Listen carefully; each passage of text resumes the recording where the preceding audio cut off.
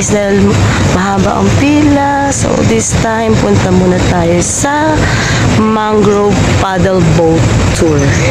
So ito yung sa Mangrove, ayan.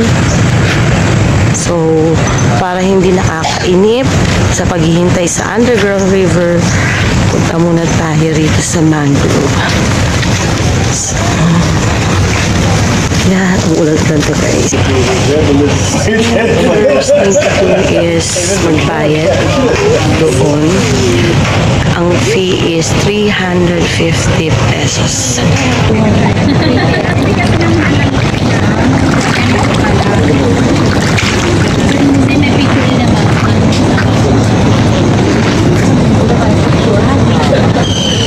Welcome to Mangrove.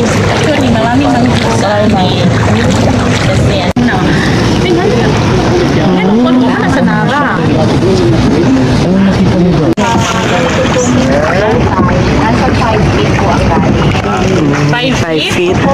Ano? 5 feet po yan. Ate, hindi po ako marunong lumangoy. Sige. So, sige. Ayan, ang ganda. Pala ang mangrove. Hindi ko alam. Yung formation po man lang, pinakamataas kong part po ng ito po ng St. Paul Cotillion River ng Puerto. Yan sir, so, background nasa ilalim po. Yun ang sabi ko. May kunting usok-usok po nga, maglimuto na po yung mga nakakita. Ito oh. Ang daming sinaing yun ate. Daming sinaing yan ate. Ano yun ba? Ano daw sabi niya? May nagluluto na daw doon sa taas. Saan? Doon no. Mangrove steam dito. Yung big ko medyo brown dahil umulan. At saka, low tide. Kapag panahon talaga kumag ng rainy season, gano'n na po yung kulay ng Ay, May ganun. chance pong lumililaw siya. yes po ma'am. Wala bang buhaya dito kuya? Kung makakita ng Nakakatuloy ako sa bato. Buhaya. Lagyan po yung crocodile. Bato na. Kasi di ba pag may mangrove ate, laging may crocodile. Nice na bird, oh. Naman po lahat. Kahit isa? Ma'am, dito po ma'am. Hindi mo diwa. Sila po ma'am to year 2000. Alam mo, So, wala po ma'am ditong kinuha. Wala, crocodile. Ayun no, crocodile na yan no. Crocodile. Sleeping crocodile. Sir, ma'am, yun po yung bunga ng mangrove tree. Ano yung tsura patingin? Nasaan ate? Tao. Opo. Ah, parang sitaw pala. Pala ang bunga. Yung mangrove sa amin doon hindi namumunga. Maog yun, maog. At least, Mangrove stem. at least marami kaming mangroves talaga doon sa amin kasi Sa swampy amin, area mangrove doon stem. na occidental. Sa amin. Pero ngayon ko lang nakita na may bunga ang mangroves. Ano ang function ng mangrove sa atin? Meron ba siyang Kain mo yan. Kalaba yan, kalaba. Ano? Ang bunga ng mangrove sila nakakain ng monkey. Ang mangrove forest naman Ganito din po. siya ay number one Fish kung cages, fish pens. Sirahan, siyempre po man lang ating iba't ibang po ng mga wildlife dahil sa marami silang naukuhang pagkain. Mahim ito po yung mga gumagalaw sa tubig na biglang lumulubog. Isda. Alam niyo so yung batak na isda. Para po siyang batak. Parang ano, Ayos sila ka, ano. parang gusto na ba?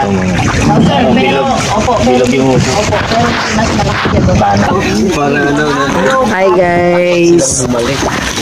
So, first time namin itong guys. Ako naman po, ma'am, pangalan ko po, Alma po. Ate Alma. Ate Alma. Hi, Ate Alma. Pero po, Ate Alma, kaya kalma lang tayo guys. Alma na. Ate Alma. Gusto niyo po ulit makakita ng bunga ng bakawan? Yan lang ako sa kaliwa ulit. Yung mga stick po ma'am na nakahang. Pero hindi yan makakain, ate. Kinakain siya lang. Opo, ma'am. Unggoy. Ah, okay. Oy. Kasi nung Ito yung sa mango. sa oras na pagpasok natin, nandito yung mga unggoy. Kasi sila naman po, naghahanap din ng pagkain. Ang daming... Pandan po ba yan? Lunchtime. Hindi, nandun sila sa buffet. Pandan ba yan? Hindi sir, sabi nila Wild kapag pandan. wala raw nararamdaman Ang bango niya. kaya walang unggoy. Pero ma'am, yung mga monkey po dito, yung mga unggoy, hindi naman po nang sila lumalapit. Ah, ganun. Tama lang. Tama. Yung ganun lang, kapag Gusto mo ba makita naman? Iba kasi At least nakakita na ako ng mango. Talaga. Kwento ka ba? Sir, sa open sea, doon po ay meron po yan. Daming meron po. Yung mga kulay dark, yan yung level ng tubig. So naabot ang ganito. Pero ang kulay, sir, maganda. May isda ba dito sa tubig? Opo, ma'am, maraming isda. Masyadong isda po. Pwede rin kainin. Na parang mangisog. Nakakain po, ma'am, pero nahuhuli po sa dagat. Hindi po dito. Kasi dito po, ma'am, bawal Parang dito manghuli. Kasi nesting kami place po nila, sa di ba? dagat. Sanctuary nila. Alam niyo, sir, yung ano po, yung mga mangrove snapper. Yun yung number one, sir. Tapos yung, alam niyo, sir, yung samaral. Samaran. Sister siya, sir, ng danggit, pero mas bigger po siya sa danggit. Bakit may ano dito? Ano ba to? Pwede ba to tambayan?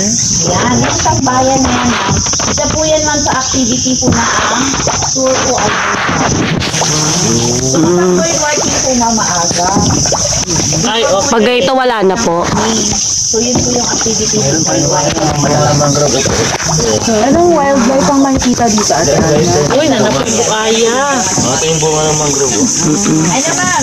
Ayan. Ayan talaga. Ayan na. Kita ng mangrove snake sa unahan po. Mangrove snake? Ayun ang may bird, ah. Ibon, sir. Ay, Kaya dito buaya. David after box. Ano, sir, ang ahas po hindi masyadong malaki po, ma'am, ang katawan sa Parang yung tubig ahas. saan po banda? kaliwa, ma'am, sa kaliwa. Dito. Yung Saan na? Meron na tayo maglalang. Pasaan kasi lang po, ma'am, hindi natin siya nahintuan. Pagbalik mamaya, ma'am, pwede natin hintuan ulit para Makita. selfie tayo. huwag lang po, ma'am, siyang galawin. So, kahit saan po, Ito, bad na. May mga crabs dito. Kasi Ayun na sila. yes, opo, may mga crab. mud crab. Mud crab. Mga crab po. Hi! how are you? Where are you going? Coffee. Maghanap talaga ng coffee. Sirakan ng alumango. Sila pala nakangiti na bumalik. Minsan niya po, ma'am, yung monkey, nakakahuli po ng alimango. Kasi kabisado na sila, sir, kapag nasa gilid sila ng ilog, so doon sila nangangapa. Kapag nasambahan nila, sir, mahuhuli na nila yung mga maliliit na alimango. So kapag nagkataon po, ma'am, siyempre, yun na yung pinakananay-nanay ng alimango, tulong-tulong sila. Kasi minsan, sir, naabutan namin, nangangapa yung isang unggoy. Hindi namin alaman kung anong kinakapan niya sa tubig. Yun pala, ma'am, pag-ahon niya, umupo siya, totoong alimango. Nag-adapt na rin sila sa mga Saka ano sila, sir? Baka hindi na talaga yun. Na-realize din nila nung mahali talaga pag-sipon. Oo nga. Yung kanya yan po, ma'am, na lagi siyang inaabot ng tubig kapag high tide. Yun na po, ma'am, yung pagbabahayan na siya ng kamilok. Pabahayan ng ano? Kamilok.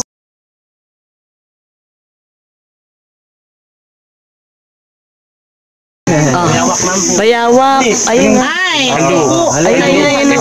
Bayawak. O anong tawag sa inyo mga bayaw? Halo. Ibid. Ayun na. Ano yun, sir, sa Ilocano? May Bisaya po. bayawak din. Halo, Ibid. Sa amin, sir, dito, bayawak na po. Tagalog na. Nadaanan na natin kanina yung ano, yung snake. Tapos na. Meron pang isa, di ba, ate? Sa amin, monitor lizard. Ay, yes. So, yan. Meron pa daw sa isa. May isa pa, di ba? Wait lang. Yan ang tawag sa amin bitin. Bitin, kaya nakalagay. Kanta tayo Ahas, ng sir, ang tawag niya, sir, sa ahas. bitin or Bitin. ihalas. Ayun. Sa amin, snake. Ayun yung, anong snake yan? Snake. Anong tawag, ate? Bindora. Bintura. Bintora. Bintora? Bintoran.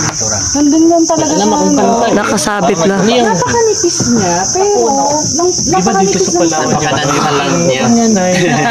Saglit lang po, makikita niyo po. Natatakpan po siya ng mga dahon. Nandyan lang yan siya. Hindi siya Ayun. matiis. Nasaan? Pinakamalapit na sa mga. Ay, ayan. Liit. Wait lang. Ay, ayan. Baklaw yan eh. Baklaw. Ayun, no? Oh. Malaki-laki. Ang galing nakikita nyo, no? Ayun na. Pero ilang minuto lang. Night shift kasi siya eh. Hi, Chief.